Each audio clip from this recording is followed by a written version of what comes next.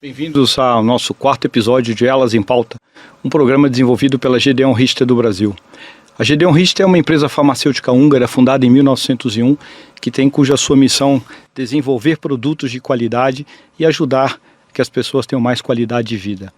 A empresa tem foco em pesquisa e basicamente atuamos na área de biosimilares, de saúde da mulher e de sistema nervoso central. Hoje a gente está recebendo aqui o Márcio Atala, professor de Educação Física com especialização e em treinamento de alta performance, com pós-graduação em nutrição.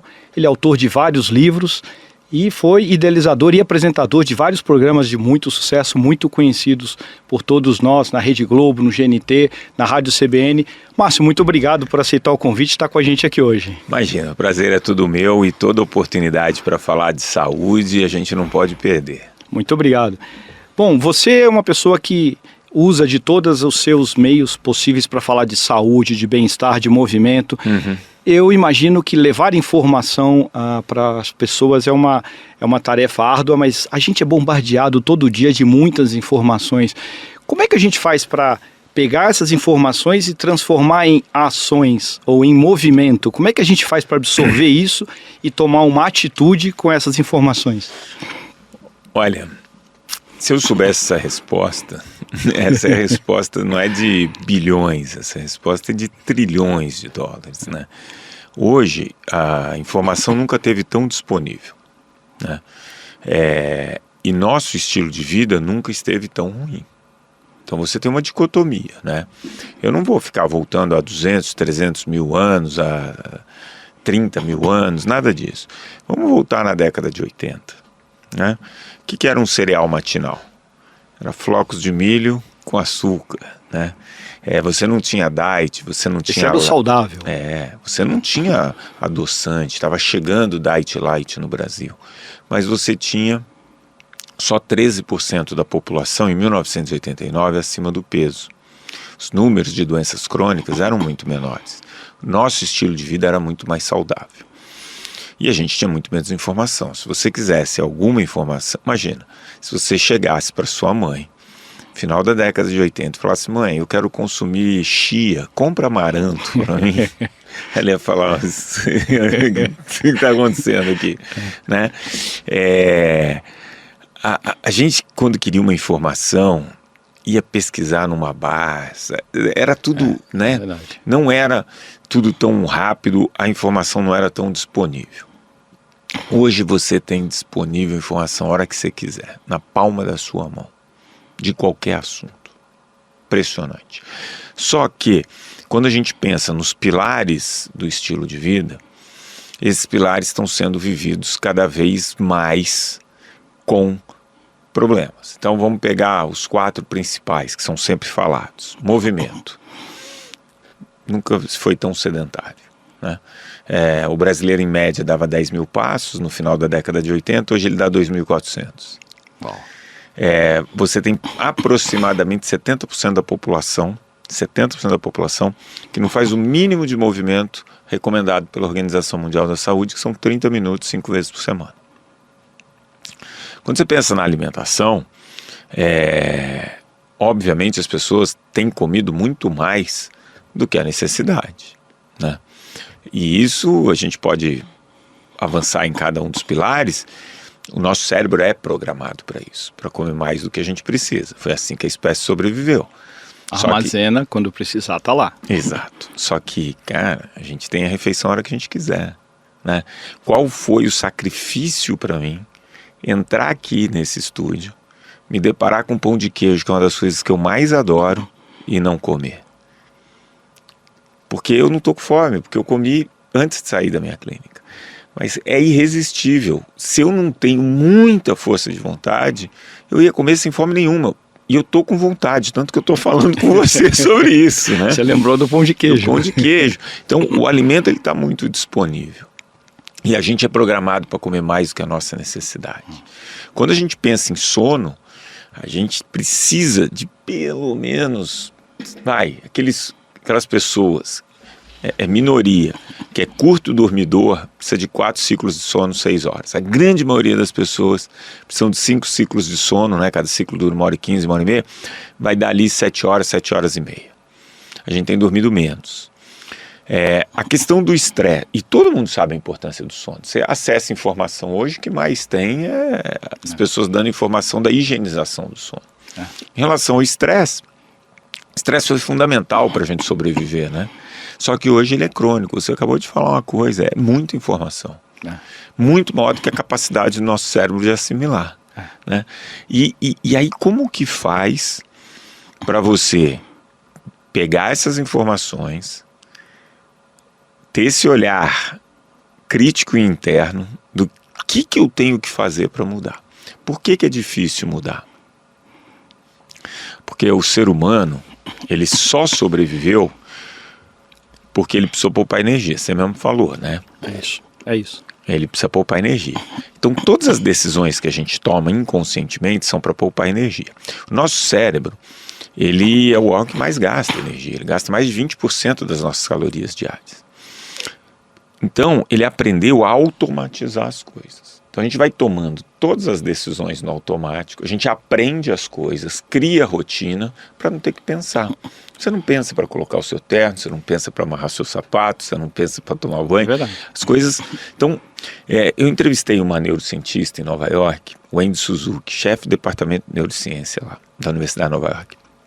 E ela fala que cerca de 80% de tudo que a gente faz ao longo do dia, a gente só reage ao meio ambiente.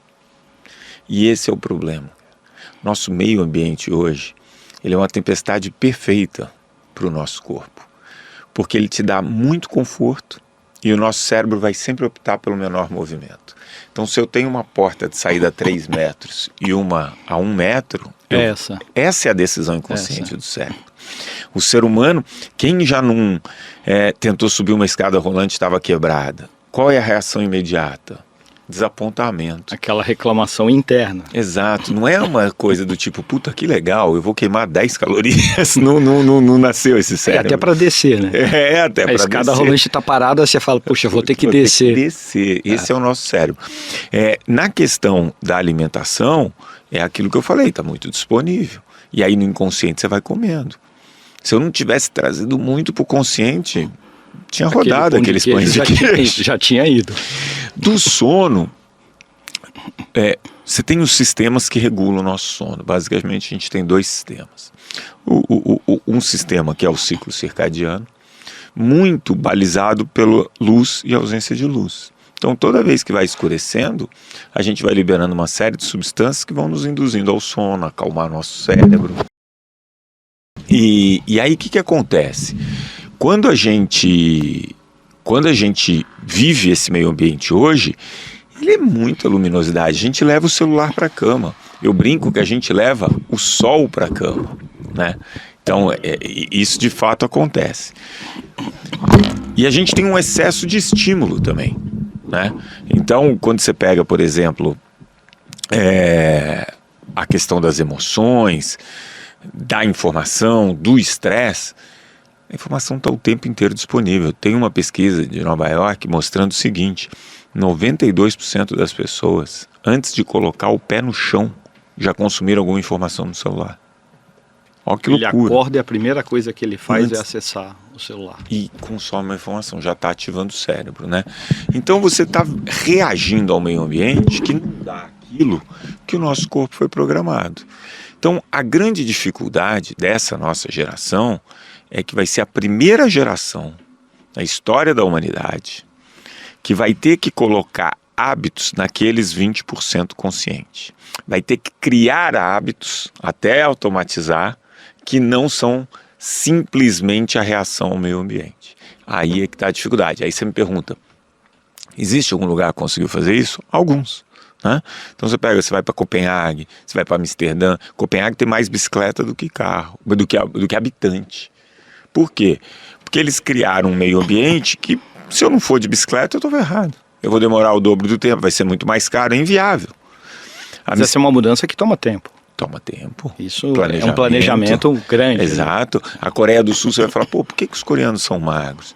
Porque lá a porção é regulamentada. O governo não deixa você ter porções grandes. Você não vai lá no cinema e pegar uma pipoca grande, isso não existe. Aquele pacotão de Cheetos. Não vai rolar, né? Então, você tem alguns lugares que implementaram políticas de saúde pública ou mudaram ali a questão do meio ambiente, que faz com que aquela população seja mais saudável, porque o nosso corpo, a gente não consegue, ele foi desenhado para funcionar com movimento, né? Foi assim que a espécie evoluiu. Então você vai do pediatra ao geriatra, você passa por qualquer especialidade médica, o cara vai falar que você tem que fazer exercício. Aí você fala, não, eu vou no médico do sono, ele vai falar que você tem que fazer exercício, né?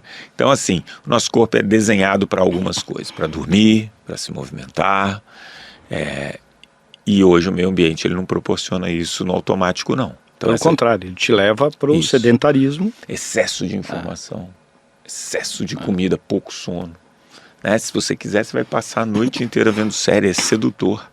Quando você vê, você está assistindo. Se você não se policiar, se você não colocar travas, basicamente, se você não trouxer para os 20% consciente, vai ser difícil. Falando, você falou um pouco, às vezes, dos antagonismos da vida. O ver série o tempo todo chama maratonar. Maratonar, que, isso é um antagonismo. É um antagonismo, porque uma maratona não é exatamente ficar sentado no sofá. Exato. É legal que você vai falando, eu vou trazendo algumas coisas. Eu vou juntar duas coisas que você falou. Primeiro, com relação a movimento. Segundo, excesso de informação. E terceiro, fake news. Eu vi um programa teu na rádio na semana passada falando a respeito de um estudo realizado com arroz. Eu vou deixar você falar. Mas assim, a informação está disponível, mas nem sempre ela é uma informação de qualidade. Tem vários aspectos, né? Vamos começar esse negócio de informação, né? Que assim, cara, você quer emagrecer, né? Você quer ter um corpo legal, você não vai ter muito jeito. Você vai ter que fazer exercício, você vai ter que cuidar da sua alimentação, né? E é muito chato você falar isso, porque é o básico, né? Aí, como é o básico, como que você faz se diferenciar? Aí você tem as pessoas que têm um poder de comunicação um pouco melhor, que vão lá e vão falar água com limão, não sei o que, gratidão, isso daí emagrece.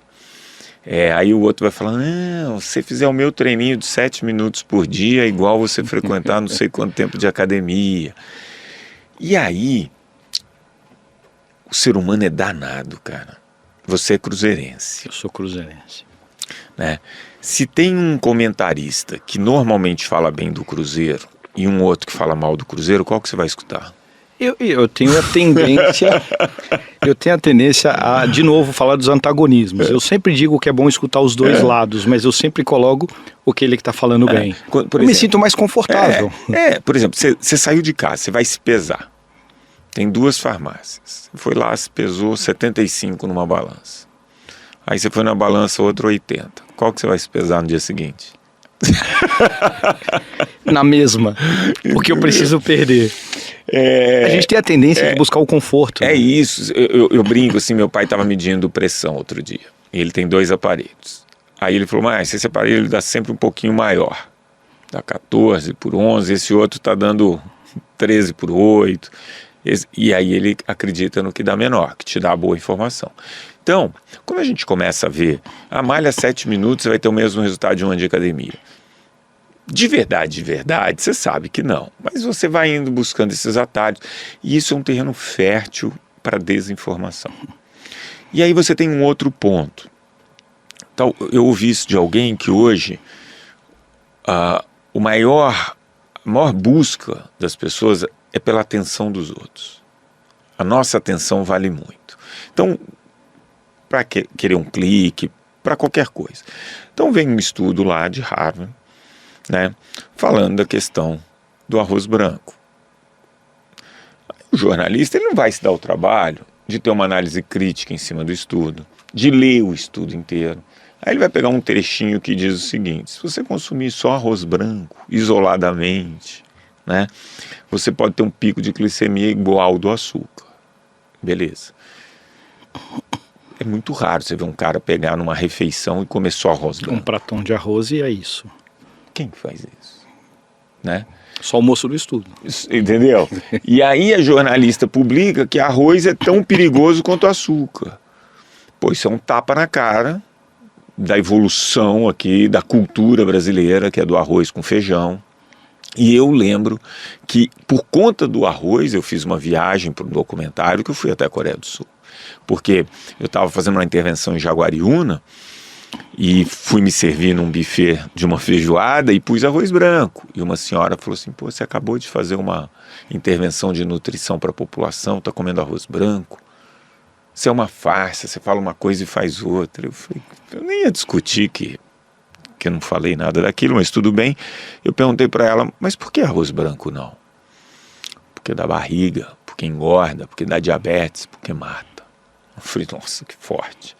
Ela falou, ficou brava comigo, enfim, foi mal educada. Eu subi para o meu quarto e comecei a pesquisar. Aí o bom da informação. Quanto você acessa rápido? Quanto um brasileiro consome de arroz em média por ano? 42 quilos. Tá, qual é o país que mais consome arroz no mundo? Coreia do Sul. Que é o país do estudo. Não, o país do estudo foi Harvard. Foi Harvard. É. Aí olha que louco, um sul-coreano consome em média 120 quilos de arroz por ano. Só que olha o detalhe, Coreia do Sul é um dos países mais magros do mundo, menos de 5% de obesidade. E é um dos países mais longevos, tem 11 anos mais de expectativa de vida do que o Brasil. Eu não posso falar que é porque eles consomem arroz, né? Então, claro que se você entender minimamente, saber que se você colocar algum tipo de proteína, algum tipo de gordura, algum tipo de fibra nesse arroz, você não tem esse pico glicêmico. Então o brasileiro ele consome o que normalmente? Arroz, feijão, uma proteína, né? Acabou, né? A combinação arroz com feijão, ela acaba formando uma proteína de altíssimo poder biológico, muito absorvida pelo corpo, uma proteína vegetal, muito nutritiva, com pouca gordura. E aí vem um estudo desse. Aí as pessoas ficam com medo da comida. E aí você pega uma população mais carente, que também nem leu a matéria, só leu o título, para de comer arroz. E aí esse cara vai comer o quê? Daqui a pouco tá comendo uma bolachinha, uma barrinha, que é muito pior, cara. Ninguém falou do macarrão. Se o arroz é ruim, vamos pro macarrão. Você entendeu? E dá para comer um prato de macarrão inteiro. Exatamente. Arroz sem não, proteína. mas macarrão come. Exatamente. Você entendeu? Aí, você matou. Olha como é bom conversar com pessoas inteligentes. Que você vai trazendo coisas que é exatamente isso, né? É alternativa. Se o arroz faz mal... É uma associação clara. Então, quando você pega da informação, hoje talvez o mais difícil, porque ninguém é obrigado a ser especialista em tudo, é você filtrar essa informação. Então, o que dá mais trabalho hoje é você desconstruir certos mitos, principalmente na alimentação, né? Isso dá muito trabalho. Tem duas coisas que eu queria perguntar para você. A primeira delas é, existem aqueles mitos de que eu faço academia. Se eu faço academia, estou alto... E isso a gente escuta dentro da academia. O cara fala, já... Os mais velhos falam, já malhei, né, meia hora. Os mais novos falam, já treinei meia hora, agora eu posso comer. Então, este mito de que treinei, o resto está liberado, né, eu queria que você comentasse um pouco sobre isso. E o segundo é, eu acredito que tudo na vida tem um pouco de sacrifício. Não sei se levantar às 6 horas da manhã e ir para a academia é uma coisa que agrada a todo mundo, mas você tem que se movimentar. Não sei se abrir mão do pão de queijo na entrada é legal, mas você tem que fazer o sacrifício. Então, a primeira é sobre esse balanço de malhei tá liberado. O segundo é, tudo tem sacrifício. Você tem que ter a consciência de pegar a informação que você tem disponível e utilizar. Perfeito sua colocação. Primeiro, falando da atividade física, claro que se você fizer atividade física, você vai ter inúmeros ganhos, independente do que você for ali, se você comer muito. Você vai melhorar a questão da sua pressão, você vai melhorar a quantidade de massa muscular, enfim, provavelmente você vai melhorar a sua captação de glicose. Então você tem muitos benefícios inerentes à atividade física feita com regularidade. Quando você está pensando na questão do peso, que é importante a gente deixar isso, não é nenhuma questão de preconceito, mas você tem uma associação clara de aumento de circunferência abdominal com vários tipos de doenças.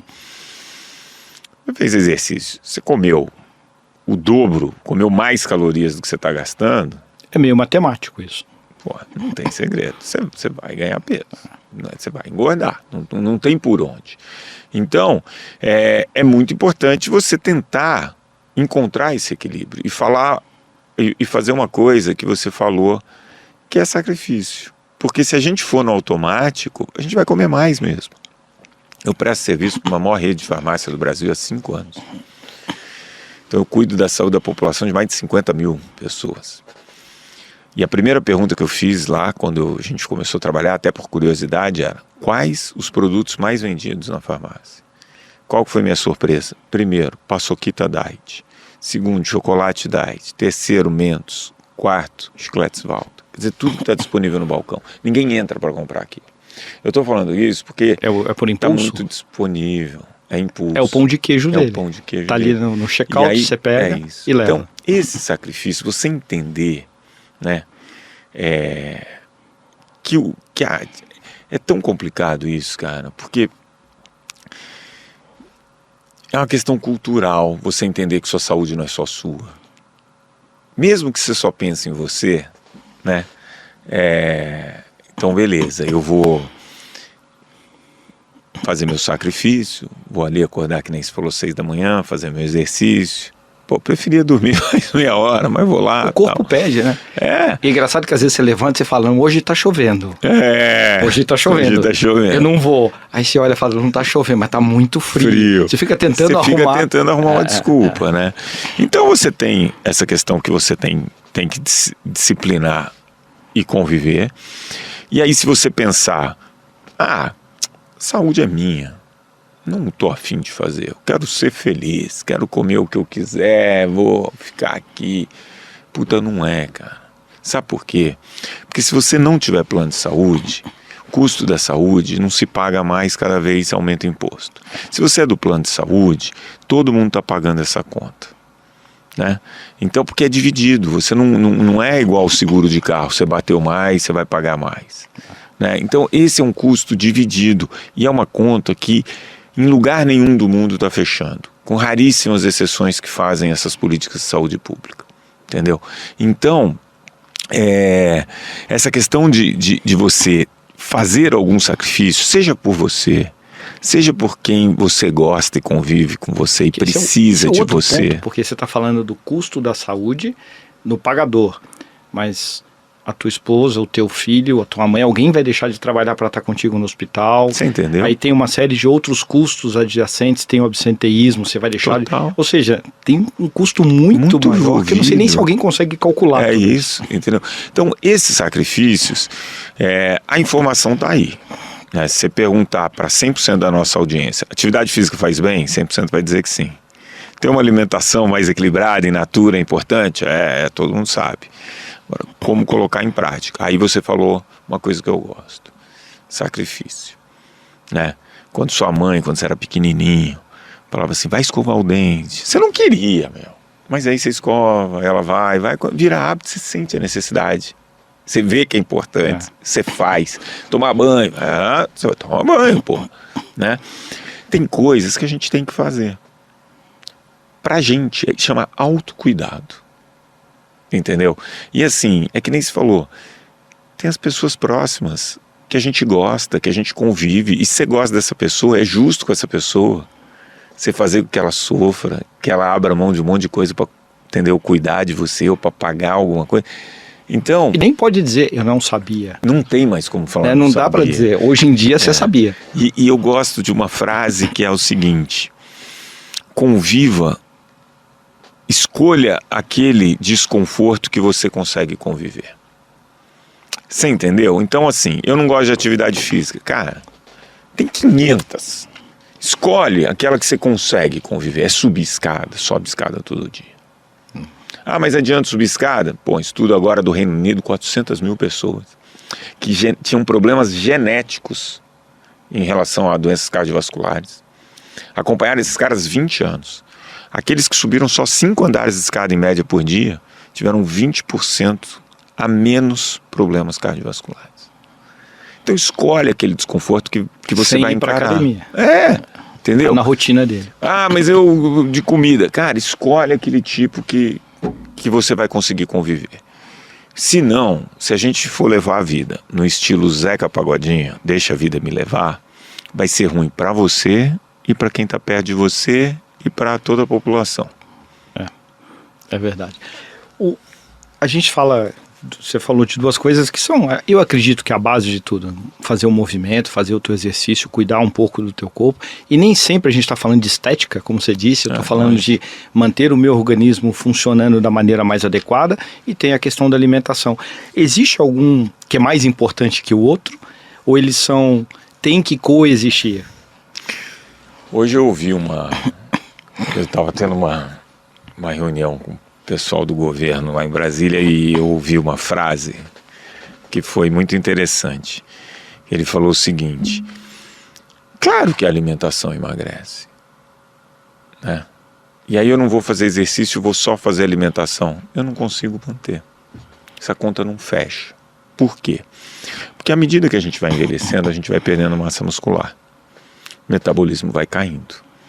Então daqui a pouco você vai estar comendo tão pouca comida para manter o peso que você compromete sua massa muscular, sua autonomia e sua saúde.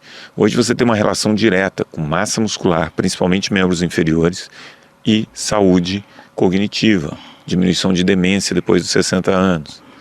Então, se você for pensar puramente em perder peso, se fechar a boca é mais fácil, entendeu? Você deixar de comer 600 calorias é mais fácil que gastar 600 calorias. Mas coexistir é importante, porque a atividade física ela é fundamental, é a única maneira para você ganhar massa muscular. E você tem que ter uma alimentação, e aí você vai equilibrando. Mas para a saúde, as coisas coexistem. Não tem como você abrir mão de uma dessas variáveis. Vou te colocar uma situação aqui, mito ou realidade? É melhor ter uma pessoa um pouco acima do peso, mas que pratica exercício, do que uma pessoa bem magra, sedentária? Isso não é nem mito, nem... quer dizer, isso daí é um estudo muito bem feito na Inglaterra, que acompanhou quase 500 mil de pessoas. E é melhor você ser uma pessoa acima do peso, com sobrepeso e fisicamente ativo, do que um magro sedentário. Ou seja, aí a gente fala de aparência. Ter uma boa aparência nem sempre significa ter saúde. E nesse estudo mostrou que nos próximos 10 anos, aquela pessoa que é magra e sedentária, ela tem o dobro de chance de desenvolver uma doença crônica do que uma pessoa acima do peso, mais fisicamente ativa. Não é mais fácil comer comida de baixa qualidade? Muito mais barato, mais fácil. Você entra na padaria, mais. Tem um pacotinho com alguma coisa, você come. Comer uma salada requer sentar, requer pedir, às vezes até mais caro. É engraçado, né? Comer uma comida mais saudável é mais caro do que comer um hambúrguer. Você tem vários motivos, né? Eu lembro que meu irmão é engenheiro, mora nos Estados Unidos e tal. O negócio dele é CEO de uma empresa que fabrica míssil, avião e tal. E eu sempre tive boas discussões com ele. E ele tem aquela visão de engenheiro. E isso tem mais de 20 anos, ele virou para mim, ele mora nos Estados Unidos, a gente entrou no supermercado, e ele virou para mim e falou: sabe qual que é o problema? Você devia fazer um estudo. Ele falou para mim, eu falei: qual? A caloria nunca teve tão barata, o preço da caloria está mais barato. Isso é louco, cara. Ele pode olhar.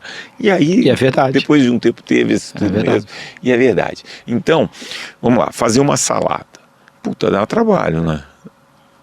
Mas, então você tem a coisa de que é prático, muitas vezes, você pegar um pacote de algum alimento industrializado e comer. Então tem essa questão da praticidade. Tem a questão do preço, né? Então, às vezes, é mais barato você comprar um pacote de bolacha, sei lá o quê, que vai custar 6, 5, 4 reais, você nem consegue comer aquilo inteiro, você fica... empanzinado. Não é? Tem a outra coisa, você vê, em aeroporto, uma vez eu até fiz uma coluna sobre isso. Me cobraram 10 reais uma maçã. Isso tem uns 4, 5 anos. Aí eu lembro que eu falei isso na rádio e o Dan Stuba que brincou, mas que tipo de pessoa que come uma maçã no aeroporto? Pô, você tá lá, né? Você já tá ali, aí você entra ali, o que é melhor? Comer isso ou você ia comer lá, de repente, um sanduíche, pão de queijo, alguma coisa que ia ser mais barato? Então você tem essa questão, e aí você tem uma terceira variável, que é o gosto.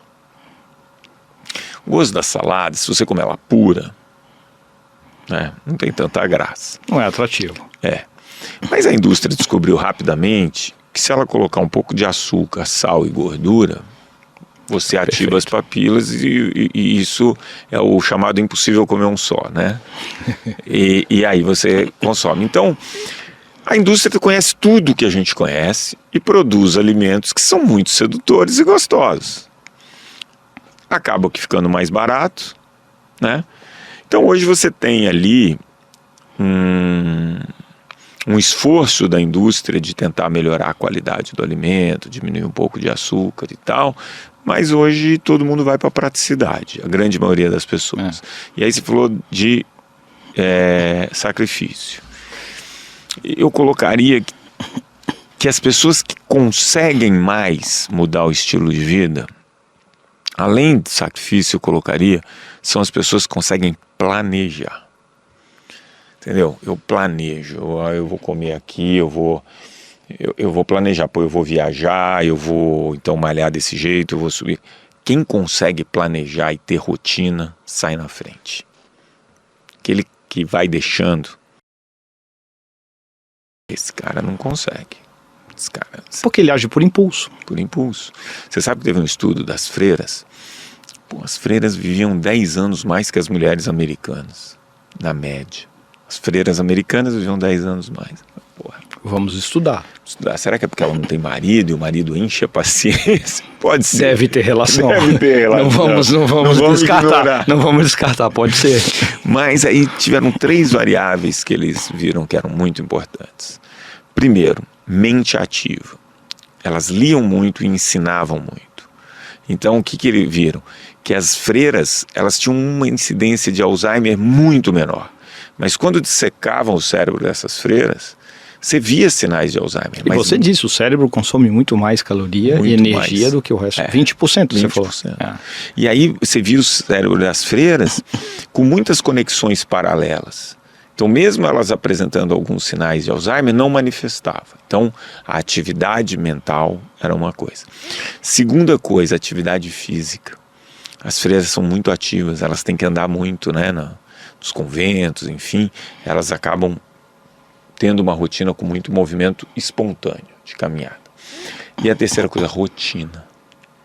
Hora para acordar, hora para dormir, um sono legal, reparador. Então, a rotina ajuda muito. Então, quando eu começo a perceber isso na prática clínica e também em estudos, aquelas pessoas que conseguem determinar uma rotina, ser dona do seu tempo, colocar as travas para fazer as coisas que ela julga importante, isso é fundamental. Então, encontrar significado é fundamental. Então, vamos supor, sempre conto a história da minha mãe. Minha mãe vivia falando, mãe, atividade física é importante, mãe faz, mãe. 2014, vamos passar férias nos Estados Unidos. O que aconteceu? Ela não conseguiu acompanhar os netinhos nas compras, nos programas. Pediu para mim um reloginho de contar passos. Falou, você sempre fala de contar passos. Aí ela viu que ela estava dando um pouco mais de 2.000 passos por dia. Aí eu falei, mãe, vai aumentando aos poucos. 1.000 passos a cada 2 semanas.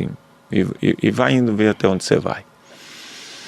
Passou ali, nem 5, 6 meses, ela já dava 7.500 passos. Se matriculou numa aula de hidroginástica, fez um grupo de amigas, todo dia de manhã ia lá. E aí eu falava, pô mãe, o que te fez mudar? Ela falou, eu vi que eu não ia mais aproveitar meus netos. Então ela encontrou um significado para colocar, para criar uma rotina que não era agradável. Antes do café da manhã que ela preparava para meu pai, ela ia para a aulinha dela de hidro. Entendeu? De hidroginástica. Então, assim, ela encontrou um significado. Então, quando você olha assim, você fala, por que eu quero mudar?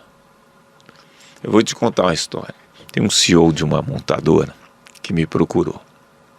Chegou lá, falei, fala. Aí ele falou, eu tô com 120 e tantos quilos, eu sou super bem sucedido, eu quero ser exemplo para minha empresa, quero que as pessoas me sigam. Eu já comecei a achar aquilo esquisito, porque ele está fazendo para o outro, ele não está fazendo para ele. Aí fiquei ouvindo, aí ele falou, pô, eu tenho muito dia, mas eu sou muito bem sucedido, mas eu tenho um dia muito ocupado, muitas... Ele foi colocando todas as dificuldades na mesa, não deixou eu falar nada, colocou todas as dificuldades. Aí eu peguei e falei, deixa eu te falar uma coisa, por que você veio até mim? Você podia ter procurado um profissional da saúde que ia te dar um medicamento. Você podia, comigo, você vai ter que criar um hábito. Os 15 primeiros minutos aqui, você só arrumou desculpa e já me deixou claro que você não tem tempo para nada. Se você não quiser, não tem como ser feito. Atividade física não tem como terceirizar. Eu não posso fazer por você. Se eu pagar um menino para fazer para mim, não resolve. Não resolve. Não resolve. Esse é contigo. Aí, enfim, conversei e tal. A única coisa que ele estava disposto a fazer era subir escadas no prédio dele. Mas tudo bem, eram 20 andares. É um começo. Lógico, eu tenho o caso do Emílio Surita, que é um grande amigo, assim, e em 3 meses, e também foi em 2014, ele perdeu 9 quilos subindo escadas num desafio que a gente fez lá no Pânico. E foi o começo. Porque hoje ele vai na academia 6 vezes por semana. Ele tinha 99 quilos, hoje ele tem 83. Ele tinha 38% de gordura, hoje ele tem 19. Quer dizer, é um cara que passou dos 60 anos, entendeu? Mas ele fez e começou subindo escadas. Aí passa 2 semanas, a pessoa vem para mim e fala assim, olha, tá adiantando nada. Eu falei, sério? Tá adiantando nada? Tá adiantando nada. Eu falei, você subiu os 14 dias? Não, subiu uns 8. Eu falei, tá bom. Eu falei, você tem uma banda, né? Tenho, toco bateria. Eu falei, tá bom. Eu nunca toquei guitarra. Se eu fizer 7 aulinhas, 8 aulinhas, você acha que eu vou atrapalhar muito se eu quiser participar do show da sua banda? Vamos junto. Aí ele falou, não dá. Eu falei, por que você acha que em 7 dias você vai mudar? Você entendeu? Então, assim, primeiro, acha um significado de verdade. E se for querer ser exemplo, beleza. Mas, cara, você vai ter que fazer sacrifício. O fator motivador é meu, né? Não dos outros. E eu não vou poder fazer por você, entendeu? Então, tem coisas que a gente não pode terceirizar. E que nem você falou, é sacrifício. O fácil é deitar e maratonar. Esse é o fácil. Esse é mais simples. Porra, você...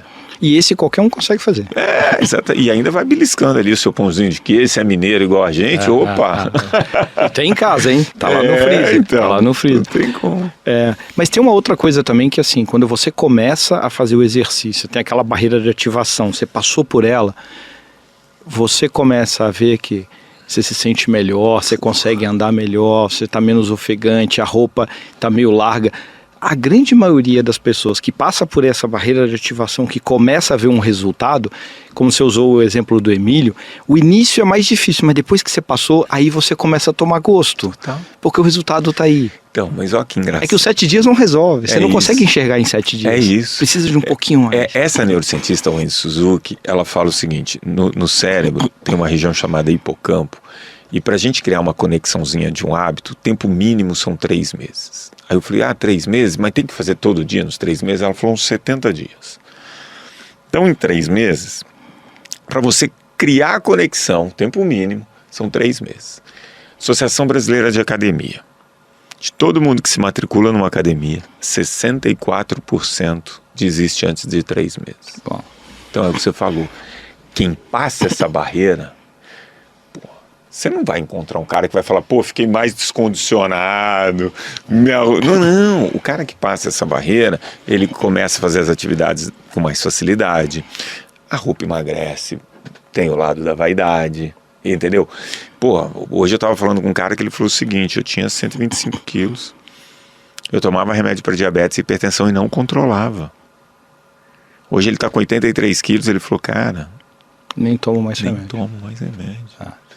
Entendeu? Então, assim, tem que arrumar um significado e é o que você falou, tem que insistir, porque o resultado vem um pouco.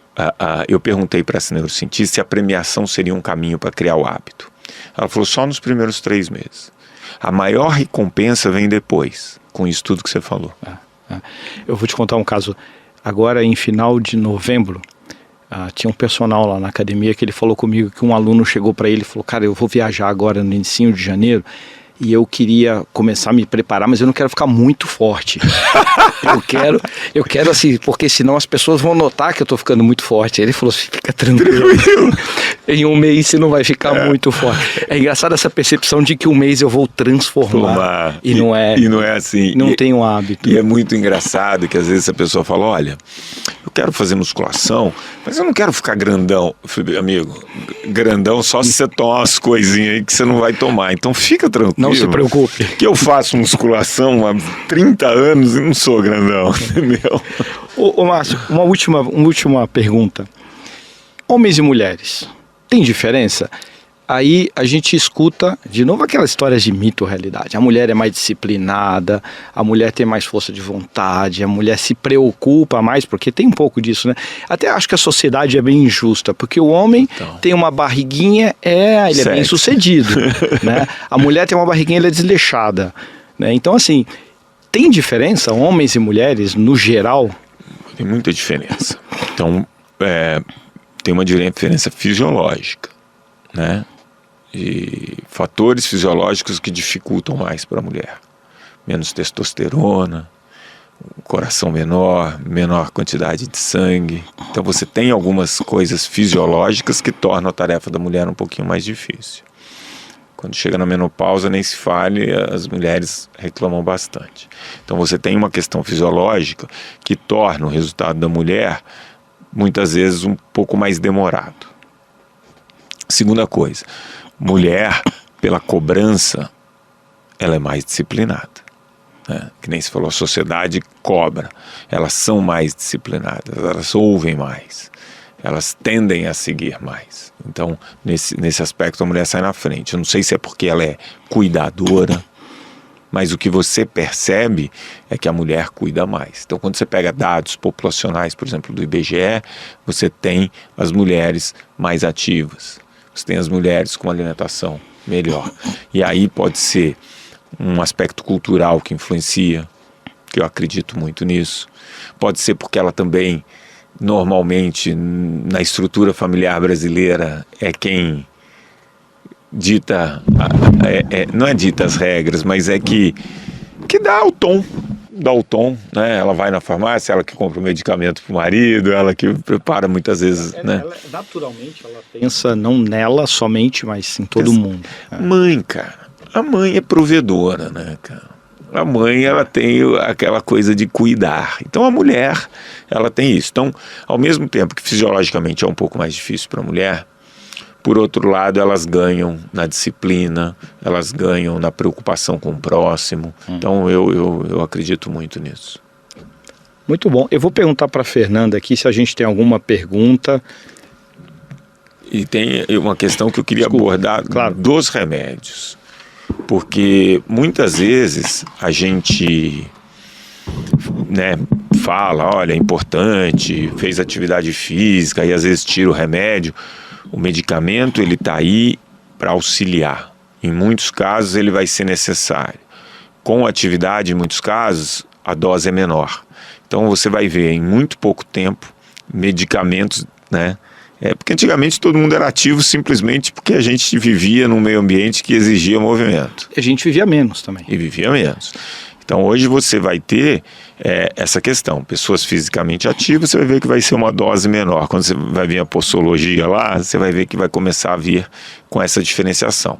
Então, o remédio ele é importante e ele vai auxiliar muito. Em muitos casos, algumas pessoas vão precisar da medicação e isso vai ajudar muito em melhorar a qualidade de vida e aumentar a expectativa de vida. Mas ele não substitui a academia e a alimentação. Impossível. Não tem uma pílula que você toma que resolva tudo Impossível. isso. Não continua valendo ainda a necessidade de cuidar do corpo, cuidar da mente e cuidar da alimentação. E saúde é integral. Isso que você falou é lindo. Quando você faz atividade física, se eu pudesse escolher um órgão como mais beneficiado é o cérebro. tá? Você ajuda a diminuir depressão, ansiedade, mal de Alzheimer, diminui demência, melhora seu humor. Então você tem inúmeras adaptações do cérebro com a atividade física. Quando eu falo, se eu pudesse escolher só um órgão como mais beneficiado, essa frase é de um livro que chama Corpo Ativo, Mente Desperta, de um neurocientista de Harvard, que é um livro que eu super recomendo, que ele mostra como a saúde é integral e como a atividade física é fundamental para você ter uma saúde emocional e cognitiva melhor. É o todo, né? É o todo. É o conjunto. Corpo né? são, mente sã, já diria Juvenal antes de Cristo. Muito bem. Tem essa coisa de que você tem que escolher. O que é melhor? A musculação ou o cardio? Olha, obviamente, à medida que a gente vai envelhecendo, a gente vai perdendo massa muscular. Então é importante que você faça um treino resistido, seja musculação, funcional, pilates, não importa, para você manter a massa muscular.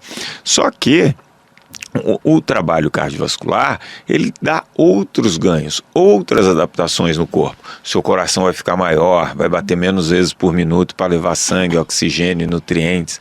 Então não é uma questão qual é melhor, eu tenho que optar por um ou por outro. Por que eu tenho que optar? Por que eu não posso fazer um pouquinho de Alterna, né? Exato. Eles são complementares? Eles são complementares, exatamente. Você pode optar fazer um dia, hoje eu vou fazer uma musculação, amanhã eu vou fazer um... E se você é uma pessoa que está com peso legal, eu vou fazer menos cardio, vou fazer mais musculação. Eu sou uma pessoa que já sou naturalmente forte, então eu vou fazer um pouquinho mais de cardio, um pouquinho menos de musculação. E aí você vai... Sabe aquela caixa de bombom que você tem de tudo um pouquinho sortido?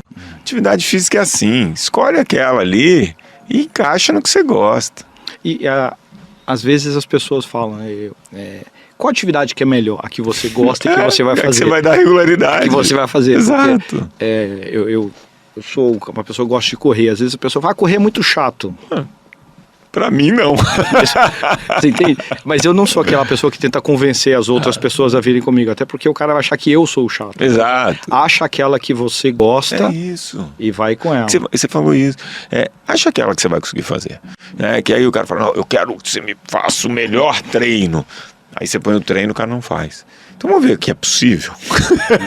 Vamos sair desse mundo e vamos trazer para a realidade. Exato. 3 meses, né? Se a gente conseguir pensar em que 7 dias na semana você vai fazer pelo menos 5, né? Então 3 meses é um período para criar um hábito. E tem estudos que mostram que um dia de atividade física na semana você já tem algum benefício para a saúde. Então eu ouvi de um professor na faculdade, acho que em 1990 lá na USP, que ele falava assim: um dia é melhor que nada, 2 dias é melhor que 1, 3 é melhor que 2. Qual o mínimo de atividade física? Vamos lá. Se você é considerado uma pessoa pouco ativa, o que é pouco ativa? 90 minutos de atividade divididos ali em 3 dias na semana. Então dá 30 minutinhos por dia. 3 vezes na semana. Isso já é suficiente para você reduzir em quase 50% a chance de ter diabetes ou pressão alta. Então, você ser pouco ativo já é ótimo. Mas eu não gosto de academia. Se você der 7.000 passos por dia, você já é considerado uma pessoa pouco ativa e já vai ter esses benefícios. Agora, recomendação do Colégio Americano, da Organização Mundial da Saúde, pelo menos 30 minutos 5 vezes na semana. Esse é o ideal. Esse é o mundo ideal. A alimentação ela vai ter que não vai diferenciar. A gente estava falando muito da questão de calorias e tal aqui. Então, na menopausa você vai tentar manter esse equilíbrio entre atividade física, alimentação, comida de verdade. O que a gente sabe é que a atividade física aeróbica de intensidade moderada alivia os sintomas da menopausa. Você fazer um trabalho de força também, porque você tem uma diminuição de alguns hormônios e o trabalho de força, de alguma maneira, eleva um pouco os níveis desse hormônio. Em relação à alimentação, é importante você tentar buscar esses alimentos que têm mais nutrientes, são mais naturais, porque existe a tendência de você buscar o conforto na comida nessa nessa fase, porque você está passando por uma série de adaptações ali, e aí principalmente com, às vezes, um picozinho de glicemia, alguma coisa assim, você busca alimentos mais calóricos e doces. Então, tentar evitar um pouco o excesso de açúcar e evitar os alimentos muito calóricos. Mas, por exemplo, sabes que após a menopausa há uma diminuição da quantidade de estrógeno circulante. Exato. Isso tem outros problemas, como por exemplo osteoporose. Exato. O suplemento, não estou falando só de suplemento medicamentoso, mas suplemento alimentar. Ele ajuda você a manter esta deficiência natural do corpo de alguma outra maneira. Hoje você já tem uma linha ali na alimentação, então vai se pesquisando a cúrcuma como um alimento mais anti-inflamatório. Você tem alimentos que são, você falou da osteoporose, que são ricos em cálcio, né? Então, tanto os lácteos como as verduras verdes escuras, você vai incorporando esse tipo de alimentação que vai ser protetora para a mulher que vai passando pela menopausa. Então, você não tenha dúvida nenhuma que a alimentação tem um papel muito importante nessa fase. Em todas as fases, nessa fase também. E uma coisa ótima que a gente vem conversando é a modernização das coisas, porque quando eu era pequeno, lá em BH, minha avó fazia casca de ovo triturada, que ela queria aumentar a quantidade de cálcio. Né? Então, hoje em dia, acho que tem outras melhores de serem comidas do que a casca do ovo. E às vezes tem a pessoa que não vai conseguir, ter nessa alimentação. A questão da suplementação evoluiu muito, né? Então, hoje você consegue, poucas pessoas vão conseguir temperar com cúrcuma, mas você já consegue comprar um suplemento de cúrcuma que tem um efeito anti-inflamatório. Então você consegue, organizando, ter esses tipos de nutrientes que vão auxiliar bastante. E dependendo da situação, o profissional de saúde pode recomendar, um suplemento de vitamina D, cálcio, enfim, existem disponibilidades. Agora, é muito importante isso que você falou, porque eu, por exemplo, falo muito, porque a creatina tem um poder também na nossa cognição, parará. Beleza, mas vamos fazer o básico primeiro. Então você estava falando de osteoporose. A vitamina D é importante pegar um pouco de sol. Importante ter atividade física de impacto. Então caminhar, musculação, porque o músculo vai fazer uma pressão no osso e estimula o ganho de massa óssea. Então a pessoa quer ficar deitada, não consome, não toma sol e quer comprar essa saúde na farmácia. Tem que fazer a parte dela. Então vamos trabalhar um estilo de vida legal para que esses suplementos sejam potencializados. Porque, o cara lá, beleza, vou tomar creatina, porque eu quero melhorar minha cognição. Você está dormindo bem? Não, durmo 4 horas por noite. Você está destruindo sua cognição. Pega você no dia que você dormiu bem e no dia que você dormiu mal. É outra coisa. Entendeu? Atividade física. Cara, atividade física regular, a partir de 2, 3 meses, produção de novos neurônios, neurogênese. Então você quer melhorar a cognição, faz atividade física, dorme direito. Aí depois você toma sua creatina. Agora o cara não faz nada e acha que a creatina vai resolver esse problema. Só a suplementação resolveu tudo. Não vai dar. Ainda não. Não sei se um dia vai. Fernanda, temos uma última pergunta para o Márcio. Cara, se você for fazer uma atividade física muito moderada, assim, do dia a dia, começa fazendo. Entendeu? Agora, claro, vai fazer uma atividade física mais programada, mais intensa, vou começar a correr, vou fazer uma aula de spinning, vou fazer um treino de um nível de intensidade, tem que buscar um cardiologista, né? Ele vai pedir o exame ali, vai fazer um eletro de esforço, vai ver qual é a situação, se não tem nenhum problema, e aí a partir daí é com um profissional de educação física, que vai estabelecer ali alguns parâmetros, vai fazer uns testes, vai saber exatamente como você está e vai desenvolver um programa. Mas um cardiologista, para quem quer buscar uma atividade mais programada, é o profissional indicado. E aí ele provavelmente acompanha e vê como é que está a tua evolução. Claro. Muito bom. Falamos aqui, tivemos essa conversa super agradável com o Márcio Atala. Poxa, muito obrigado. Papo de Minas.